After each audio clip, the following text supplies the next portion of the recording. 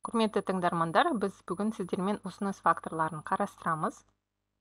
Ұсыныс ол фирманың іс-әрекетін түсіндіретін теориялардың бірі, және ұсынысқа әсер ететін басты фактор ол тауар бағасы.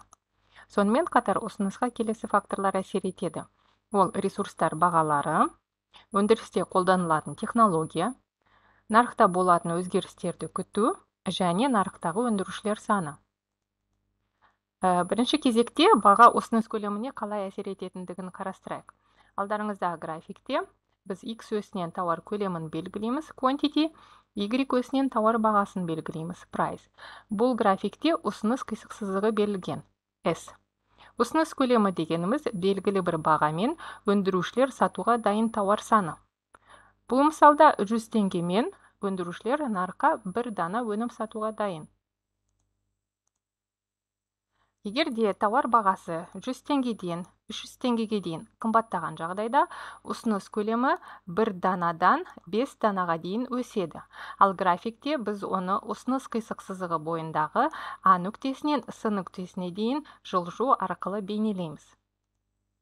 Келесі фактор ол бағалық емес фактор болып табылады. Мысал үшін ресурстар бағалары. Бұл мысалда біз балмұздақ өндіретін компанияны қарастырайық. Баға пи деңгейінде деп есептейік, және бастапқы пи бағамен өндірушілер 100 дана балмұздақ өндіріп сатуға дайын. Егер де осы балмұздақ өндірісінде қолданылатын ресурстар бағасы 2 есе арзандаған жағдайда, мысал үшін сүт, сары май, қант арзандаған жағдайда, өндірушілердің тауар өндіру мүмкіндігі артады. Және бұл компания 150 дана өнім өндіріп нарыққа ұсынуға дайын. Бұл кезде ұсыныс өседі, және ұсыныс қисық сызығы оң жаққа жылжиды. S1 позициясынан S2 позициясына дейін оң жаққа ығысады. Ал егер де балмұздақ өндірісінде қолданылатын ресурстардың бағалары 2 есе қымбаттаған жағдайда, керісінше бұл компаниялардың тауар өндіру, балмұздақ өндіру мүмкіндігі қысқарады, және олар бастапқыда 100 дана балмұздақ өндірген болса, енді қымбат ресурстардан 50 дана балмұздақ өндіре алады. Ал графикте біз бұны ұсыныс қисық сызығының сол жаққа ығысуымен бейнелейміз. Демек, ұсыныс қисық сызығы S1 позициясынан сол жаққа S3 позициясына ығысады, бірақ тауар бағасы өзгермейді. Демек, бағалық емес факторлардың өзгерісі ұсыныс қисық сызығын орнынан ығыстырады. Ұсыныс өскен кезде ұсыныс қисық сызығы оң жаққа ығысады, ұсыныс кеміген кезде ұсыныс қисық сызығы сол жаққа ығысады. Мысал үшін, технология факторын қарастырайық.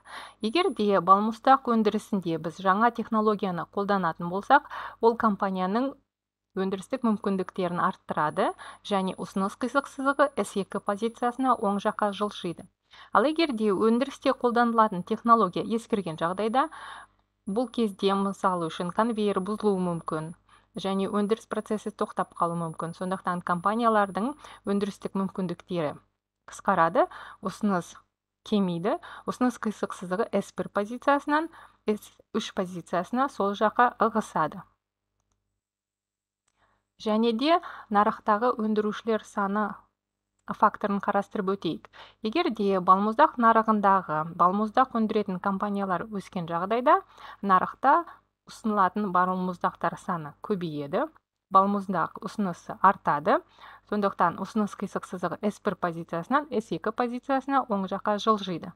Ал егер де аталған нарықта өндірушілер саны кеміген жағдайда, балмұздақ ұсынысы кемиді, және ұсыныс қисық сызығы S1 позициясынан S3 позициясына сол жаққа жылжиды.